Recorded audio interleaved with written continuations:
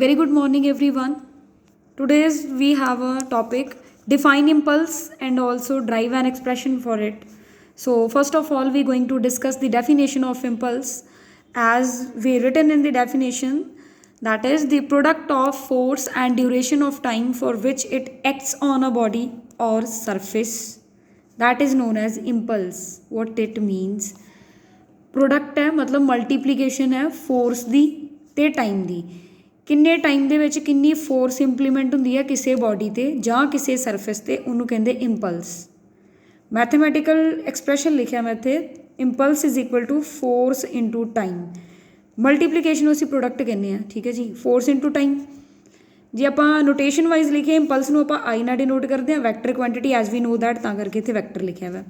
Is equal to force into time, force ਨੂੰ ਹਮੇਸ਼ਾ average 'ਚ ਲੈ ਕੇ ਚੱਲੀਦਾ ਇੰਪਲਸ ਦੇ ਕੇਸ 'ਚ, ਠੀਕ ਹੈ। ਸੋ ਅਕੋਰਡਿੰਗ ਟੂ ਡੈਫੀਨੇਸ਼ਨ ਆਪਾਂ ਮੈਥਮੈਟਿਕ ਲਿਖਾਂਗੇ I is equal to force average into time, write it as equation number first.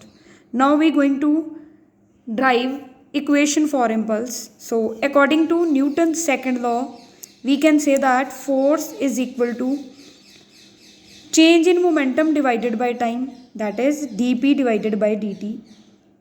If we going to find out the value of dp, ਜੇਕਰ ਆਪਾਂ momentum ਦੀ value ਕੱਢਣੀ ਹੈ, ਦੋਵੇਂ ਚੀਜ਼ਾਂ cross multiply ਹੋਣਗੀਆਂ, ਕੀ ਬਣੂਗਾ f dt is equal to dp.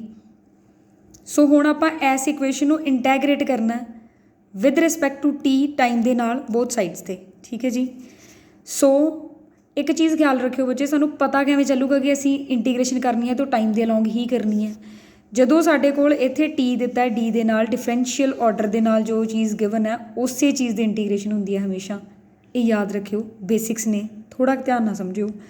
ਔਰ ਇੱਕ ਗੱਲ ਹੋਰ ਮੈਂ ਤੁਹਾਨੂੰ ਇੱਥੇ ਹੀ ਕਲੀਅਰ ਕਰਦਾ, ਜਦੋਂ ਆਪਾਂ ਲਿਮਿਟਸ ਲੈਣੀਆਂ ਸਟਾਰਟ ਕਰਦੇ ਨੇ ਨਾ, ਇੰਟੀਗ੍ਰੇਸ਼ਨ ਦਾ ਮਤਲਬ ਹੁੰਦਾ ਨਾ ਲਿਮਿਟ ਲੱਗੂਗੀ, ਉਹਦੇ 'ਚ ਹੁੰਦਾ ਜਿਹੜੀ ਲੋਅਰ ਲਿਮਿਟ ਹੋਊਗੀ ਜਿੱਥੋਂ ਕੋਈ ਚੀਜ਼ ਸ਼ੁਰੂ ਹੁੰਦੀ ਆ। ਹੁਣ ਜਿਵੇਂ ਟਾਈਮ ਆ, ਟਾਈਮ ਨੂੰ ਜਦੋਂ ਆਪਾਂ ਸ਼ੁਰੂ ਕਰਾਂਗੇ ਉੱਥੇ ਟਾਈਮ ਦੀ ਵੈਲਿਊ 0 ਹੋਊਗੀ, ਅਤੇ ਜਿੱਥੇ ਫਾਈਨਲ ਹੋਊਗਾ ਨਾ ਉਹਨੂੰ ਕਹਿੰਦੇ ਜਿੱਥੇ ਉਹ ਚੀਜ਼ ਪਹੁੰਚ ਜੂਗੀ ਉਹਨੂੰ ਆਪਾਂ ਟੀ ਨਾਲ ਡਿਨੋਟ ਕਰਦੇ ਹਾਂ। ਤਾਂ ਕਰਕੇ ਫਿਰ ਇੱਥੇ ਲਿਮਿਟਸ ਜਿਹੜੀਆਂ ਹੁੰਦੀਆਂ ਨਾ ਹੁੰਦੀਆਂ 0 ਟੂ ਟੀ। ਹੁਣ ਇੱਧਰ ਮੇਰੇ ਕੋਲ ਡੀ ਨਾਲ ਕਿਹੜਾ ਅੱਖਰ ਲੱਗਿਆ ਪੀ, ਇਹਦਾ ਮਤਲਬ ਲਿਮਿਟਸ ਵੀ ਕਿਹਦੀਆਂ ਹੋਣਗੀਆਂ ਮੋਮੈਂਟਮ ਦੀਆਂ। ਇਨੀਸ਼ੀਅਲ ਸਟੇਟ 'ਤੇ ਯਾਨੀ ਕਿ ਸ਼ੁਰੂ 'ਚ ਮੋਮੈਂਟਮ ਕਿੰਨਾ ਹੋਊਗਾ P1, ਅਤੇ ਜਿੱਥੇ ਪਹੁੰਚਣਾ ਉਹ ਕਿੰਨਾ ਹੋਊਗਾ P2, ਠੀਕ ਹੈ ਜੀ। ਇੱਦਾਂ ਹੁੰਦੀਆਂ ਨੇ ਲਿਮਿਟਸ, ਹੋਪ ਕੇ ਤੁਹਾਨੂੰ ਸਮਝ ਲੱਗ ਗਈ ਹੋਊਗੀ। ਸੋ ਆਪਾਂ ਇਹਨੂੰ ਇੰਟੈਗਰੇਟ ਕਰਨਾ ਇਕੁਏਸ਼ਨਸ ਨੂੰ। ਸੋ ਆਊਗਾ limit integration having limit 0 to t F into d t is equal to integration limits P1 P2 d p. ਇਹਨੂੰ ਮੈਂ ਲਿਖਤਾ ਇਕੁਏਸ਼ਨ ਨੰਬਰ 2। ਹੁਣ ਆਪਾਂ ਨੂੰ ਪਤਾ ਹੈ ਕਿ P1 ਜਿਹੜਾ ਉਹ ਇਨੀਸ਼ੀਅਲ ਮੋਮੈਂਟਮ ਆ, ਜੇ ਉਹ ਇਨੀਸ਼ੀਅਲ ਮੋਮੈਂਟਮ ਆ ਕਦੋਂ, ਜਦੋਂ ਟਾਈਮ 0 ਆ। P2 ਜਿਹੜਾ ਉਹ ਫਾਈਨਲ ਮੋਮੈਂਟਮ ਆ, ਕਦੋਂ, ਜਦੋਂ ਟੀ ਇਕੁਅਲ ਆ ਟੀ ਦੇ, ਠੀਕ ਹੈ, ਮਤਲਬ ਫਾਈਨਲ ਟਾਈਮ ਦੇ। ਸੋ ਮੈਂ ਕਹਤਾ ਇਕੁਏਸ਼ਨ 2 ਬਿਕਮਸ, ਇਕੁਏਸ਼ਨ 2 ਕੀ ਬਣ ਜਾਏਗੀ, integration having limits 0 to t F into d t as it is, ਠੀਕ ਹੈ। ਹੁਣ ਆਪਾਂ ਇਹਦੀ ਇੰਟੀਗ੍ਰੇਸ਼ਨ ਕਰਨੀ ਹੈ, ਡੀ ਪੀ ਦੀ ਇੰਟੀਗ੍ਰੇਸ਼ਨ ਕੀ ਹੁੰਦੀ ਹੈ P, ਠੀਕ ਹੈ, ਲਿਮਿਟਸ ਆ ਜਾਣਗੀਆਂ P1 to P2। So after that ਆਪਾਂ ਸੋਲਵ ਕਰਨਾ, ਆਹ ਵਾਲਾ ਫੈਕਟਰ ਐਜ਼ ਇਟ ਇਜ਼ ਹੀ ਤੁਰਿਆ ਹੋਣਾ, ਠੀਕ ਹੈ ਜੀ, ਫੋਰਸ ਇਨਟੂ ਟਾਈਮ। ਇਹਦੀ ਇੰਟੀਗ੍ਰੇਸ਼ਨ ਨਹੀਂ ਹੋ ਸਕਦੀ, ਠੀਕ ਆ, ਕਿਉਂਕਿ ਫੋਰਸ ਅਤੇ ਟਾਈਮ ਤਾਂ ਆਪਣੇ ਕੋਲ ਡੈਫੀਨੇਸ਼ਨ 'ਚ ਹੈ ਨਾ। ਸੋ ਜਦੋਂ ਆਪਾਂ ਲਿਮਿਟਸ ਪੁੱਟ ਕਰਾਂਗੇ ਨਾ, upper limit minus lower limit, ਠੀਕ ਆ, ਉਹ ਕੀ ਹੋ ਜਾਊਗਾ P2 ਮਾਈਨਸ P1। ਫਿਰ ਆਪਾਂ ਕਹਿਣਾ left hand side of this equation ਜਿਹੜੀ ਆ ਉਹ ਰੀਪ੍ਰਜੈਂਟ ਕਰਦੀ ਆ ਇੰਪਲਸ ਨੂੰ। ਲੈਫਟ ਹੈਂਡ ਸਾਈਡ ਜਿਹੜੀ ਆ ਉਹ ਰੀਪ੍ਰਜੈਂਟ ਕਰ ਰਹੀ ਆ ਇੰਪਲਸ ਨੂੰ, ਕਿਉਂਕਿ ਇੰਪਲਸ ਦੀ ਡੈਫੀਨੇਸ਼ਨ ਹੀ ਨਾ product of force into time, ਠੀਕ ਹੈ ਜੀ। ਅਗਰ ਕਹਿ ਰਹੇ ਆ ਕਿ ਉਹਦੀ ਲੈਫਟ ਹੈਂਡ ਸਾਈਡ ਰੀਪ੍ਰਜੈਂਟ ਕਰਦੀ ਹੈ ਇੰਪਲਸ ਨੂੰ, ਦੈਟ ਮੀਨਸ ਰਿਪਲੇਸ ਕਰ ਦਿਓ ਇਸ ਫੈਕਟਰ ਨੂੰ ਐਫ ਐਵਰੇਜ ਦੇ ਨਾਲ ਅਤੇ ਡੀ ਟੀ ਨੂੰ ਟੀ ਦੇ ਨਾਲ, ਠੀਕ ਹੈ ਜੀ। ਇਹਨੂੰ ਜੇ ਆਪਾਂ ਸੋਲਵ ਵੀ ਕਰਦੇ ਨਾ ਤਾਂ ਇਹਨੇ ਇੱਦਾਂ ਹੀ ਹੋਣਾ ਸੀ, ਐਫ ਕੌਨਸਟੈਂਟ ਹੀ ਇਹਨੇ ਬਾਹਰ ਆ ਜਾਣੀ ਸੀ, ਡੀ ਟੀ ਦੀ ਇੰਟੀਗ੍ਰੇਸ਼ਨ ਹੋਣੀ ਸੀ, ਉਹ ਕੀ ਬਣਨਾ ਸੀ ਟੀ, ਠੀਕ ਆ, ਉਹ ਮੈਂ ਇੱਥੇ ਲਿਖਤਾ। ਸੋ ਜਦੋਂ ਆਪਾਂ ਐਸ ਫੈਕਟਰ ਨੂੰ ਰਿਪਲੇਸ ਕਰਨਾ ਆਹ ਵਾਲੀ ਚੀਜ਼ ਦੇ ਨਾਲ, ਕੀ ਬਣੂਗਾ therefore F average into T is equal to ਕੀ ਬਣੇਗਾ P2 ਮਾਈਨਸ P1। ਇਹਨੂੰ ਮੈਂ ਲਿਖਤਾ ਇਕੁਏਸ਼ਨ ਨੰਬਰ 3। ਹੁਣ ਆਹ ਕੀ ਚੀਜ਼ ਸੀਗੀ ਇੰਪਲਸ, ਇਹਨੂੰ ਕੀ ਕਹਿੰਦੇ ਆ ਚੇਂਜ ਇਨ ਮੋਮੈਂਟਮ। ਚੇਂਜ ਕਿੱਦਾਂ ਕਿ ਦੂਸਰੀ ਜਗ੍ਹਾ ਤੋਂ ਪਹਿਲੀ ਵਾਰ ਆ ਰਹੇ ਆ ਅਤੇ ਇਹਦਾ ਮਤਲਬ ਮੋਮੈਂਟਮ ਚੇਂਜ ਹੋ ਰਿਹਾ, ਠੀਕ ਹੈ ਜੀ।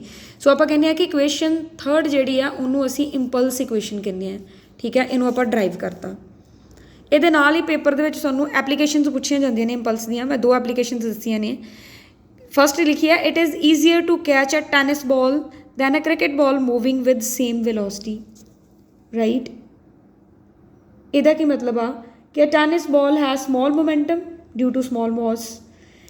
In order to stop it, a small change in momentum is required.